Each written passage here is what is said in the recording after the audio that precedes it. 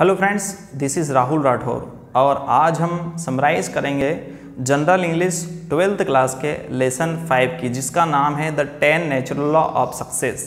The 10 natural law of success, जिसको लिखा है हिरम डब्ल्यू स्मिथ ने। अब देखें, इसके अंदर 10 नेचुरल लॉ ऑफ सक्सेस में ये बताया गया है सिंपल सा कि हम सफल कैसे हो सकते हैं। सफल एक थ्रू अगर हम देखें तो प्रकृति में ही वो सारी चीज़ें पाई जाती है जिनको देख करके, जिनको ऑब्जर्व करके, जिनको सीख करके, जिनका अवलोकन करके, ठीक है, आप अपने आप को डेवलप कर सकते हैं, अपने आप को सक्सेसफुल बना सकते हैं, फुलफिलमेंट बना सकते हैं। तो नेचुरल लॉ क्या होते हैं ये बताया गया। नेचुरल लॉ 10 प्रकार के इसमें दे रखे हैं। सबसे पहला नेचुरल लॉ होता क्या है, what is the natural law. तो नेचुरल लॉ क्या होता है, सिंपल सा, जैसे एक ग्रेविटेशन होता है, प्रकृति जैसा पृथ्वी पे चलते हैं, ठीक है, तो पृथ्वी में एक बल लगता है जिसके कारण हम उसके ऊपर खड़े हो पाते हैं, ठहर पाते हैं, तो वो ग्रेविटेशन जैसा होता है। तो same as it is ultimately govern our lives, हमारे जीवन को ये प्रकृति के नियम जो है अपने आप गवर्न करते हैं, आपके जीवन को चलाते हैं, ठीक है। लेकिन आप क्या क्या सीख सकते हैं प्रकृति से, ये आपके ऊपर डिपेंड करता है। तो इसमें कुछ लॉ दे रखे हैं कि आप क्या क्या सीख सकते हैं। सबसे पहला फर्स्ट जो दे रखा है वो है आपका कंट्रोलिंग अवर इवेंट्स, यानी सबसे पहली बात तो कि आप अपने जीवन में टाइम को कंट्रोल करना सीखें। लेकिन टाइम को कंट्रोल करना कैसे सीखेंगे, जब आप अपने इवेंट्स को कंट्रोल करेंगे, यानी दैनिक जीवन में होने वाले कामों में कम से कम समय लगाना, जो इम्पोर्टेंट वर्क है उसके ऊपर ज़्यादा समय देना, और जो बिल्कुल कम है, जो इम्पोर्टेंट नहीं है, उन पे कम समय देना। यानी कि आप अपने जीवन के दिनचर्या के अंदर आने वाले जितने भी कार्य हैं उसमें कौन इम्पोर्टेंट है और कौन इम्पोर्टेंट नहीं है, अगर ये इवेंट्स पर आपने कंट्रोल किया है तो आपका टाइम मैनेजमेंट हो सकता है। सेकेंड है आपका गवर्निंग वैल्यू।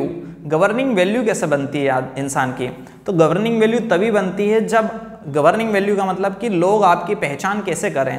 तो सबसे पहली बात तो क्या आपको जो भी काम करना है वो खुद के फंडामेंटल पैटर्न्स पर करना है, प्रकृति से आप सीखें, खुद के नियम भी तैयार करें कि हाँ यार मुझे ये करना है, ठीक है। तो ये गवर्निंग वैल्यू आपकी बनती जाएगी, लोग आपकी इज्जत करना शुरू करेंगे, ठीक है। नेक्स्ट टॉपिक इसमें दे रखा है कि गवर्निंग वैल्यू को रेगुलेट कैसे करें आप लोग। तो गवर्निंग वैल्यू को रेगुलेट करने का एक सिंपल सा तरीका ये है कि सबसे पहले तो आप डेली प्लानिंग कीजिए, डे टू डे टॉपिक्स निर्धारित करिए कि मुझे इस टॉपिक पर ये काम करना है।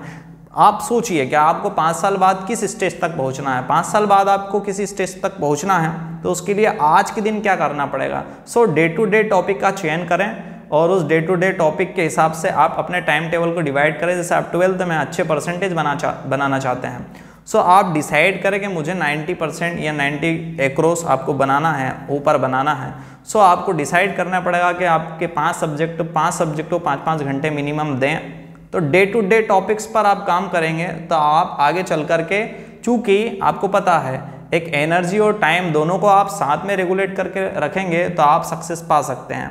अदरवाइज अगर आपने एनर्जी व्यवस्थित नहीं लगाई, ठीक है, ना समय आपने दिया है, तो आगे चल करके आपको एनर्जी और समय दोनों ज़्यादा लगाने पड़ेंगे। सो अभी से धीरे धीरे करके चले ताकि आगे चल करके आपको वो उतना ज़्यादा लोड नहीं पड़े, ठीक है। अगला एक और टॉपिक है इसमें कि कंफर्टेबल जोन क्या होते हैं। फोर्थ जो लॉ है कंफर्टेबल जोन, और उनको छोड़ना भी जरूरी है। कंफर्टेबल जोन क्या होता है, 2 प्रकार के इसमें बताए गए हैं। सबसे पहला इंटरनल और दूसरा है एक्सटर्नल। इंटरनल क्या होते हैं, जो मानसिक स्तर के रहते हैं। देखिए, एक्सटर्नल क्या होता है, फिजिकल होता है, जैसे कि लाइट, पंखा, कूलर, एसी वगैरह, इनको आप आसानी से छोड़ सकते हैं, तो ये तो फिजिकल हो गया। लेकिन इंटरनल जो आपकी मेंटेलिटी में, आपके साइकोलॉजी में, आपकी सोशोलॉजी में, ठीक है, आपके इमोशनल में, इन सभी जगह पर जो बैठे हुए हैं कस करके, जो आपको इन सभी चीज़ों से बाहर नहीं जाने दे रहे हैं, तो ये आपके कंफर्टेबल जोन है जो कि इंटरनल है। अच्छा, अब इनको छोड़ना कैसे है और कैसे छोड़ सकते हैं। So we can reach any significant goal. अगर आप किसी लक्ष्य तक पहुंचना चाहते हैं तो you should leave this comfort zone, तो आपको ये कंफर्ट जोन छोड़ने ही पड़ेंगे। 2 माध्यमों से आप इस कंफर्ट जोन को छोड़ सकते हैं। सबसे फर्स्ट एफर्ट एंड दूसरा कमिटमेंट। आप खुद से वादा करिए और उस पर मेहनत करिए तो आप कंफर्ट जोन को आसानी से छोड़ सकते हैं। अगला आपका जो पॉइंट है 5th वाला, वो डेली प्लानिंग का है। आप डेली प्लानिंग बनाइए किसी भी, है ना, जैसे कि आप सिंपल सी बात है, आप 15 मिनट के लिए कोई टीवी देखते हैं, 15 मिनट के लिए आपने कोई शो देखा जिसमें कॉमेडी थी, 15 मिनट के लिए आपने कोई गाना देखा, 15 मिनट के लिए आप किसी मंदिर गए, तो इन 15 मिनट में आप पूरे दिन को ऑब्जर्व कर सकते हैं कि यार ये नहीं कि जैसे आपने किसी कॉमेडी का सीन देखा, 15 मिनट आपको वो मजा आया तो आपको दिन भर उसका आनंद दिमाग पर रहेगा, दिन भर आपके शरीर के अंदर उसकी फुर्ती रहेगी। सो आप डेली प्लानिंग के अंदर कम कम समय को डिसाइड करिए कि इन कम कम समय में ये कर सकता हूँ, ताकि आगे चल करके आपको लोड ना पड़े। So daily planning is the most important part of the your success, ठीक है, एंड योर फुलफिलनेस। चलिए नेक्स्ट 6 वाला जो पॉइंट इसमें लॉ का दे रखा है वो है आपका ट्रू बिहेवियर।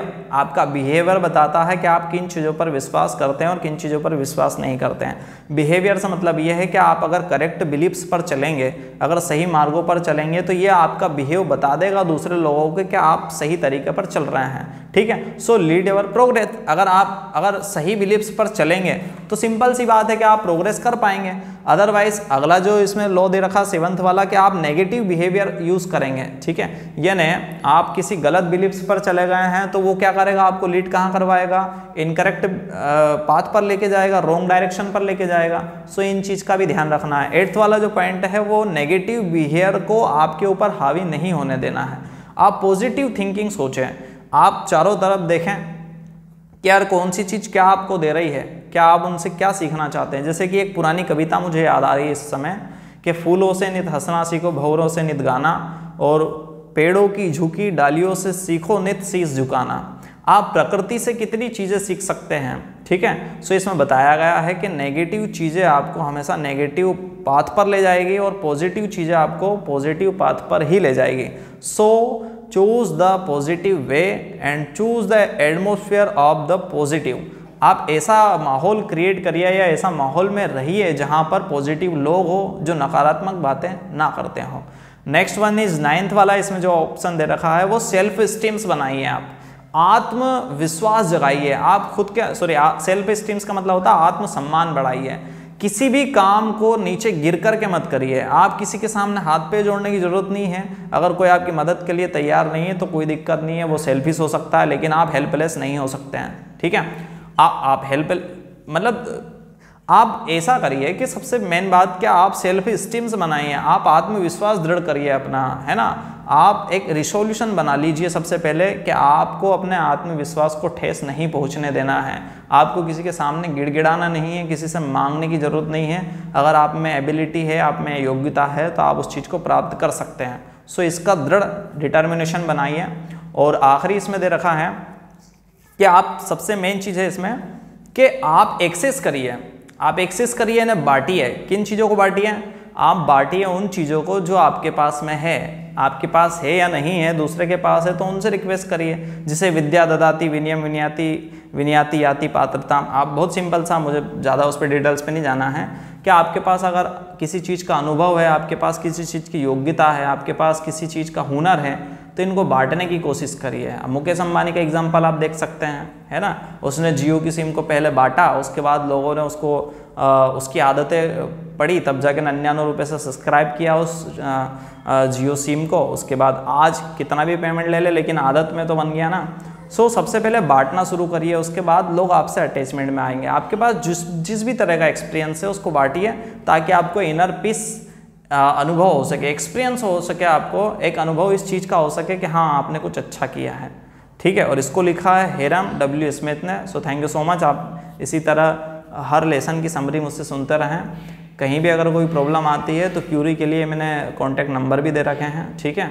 वैसे मैं इतना स्पेशलाइज नहीं हूँ किसी सब्जेक्ट में, लेकिन फिर भी मुझे जो जितना आता है वो आप तक मैं पहुँचाने की कोशिश करता हूँ। So thank you so much. और निरंतर वीडियो देखने के लिए बेल आइकन दबाइए और मेरे वीडियो को दूसरे लोगों तक भी पहुँचाएँ। Thank you.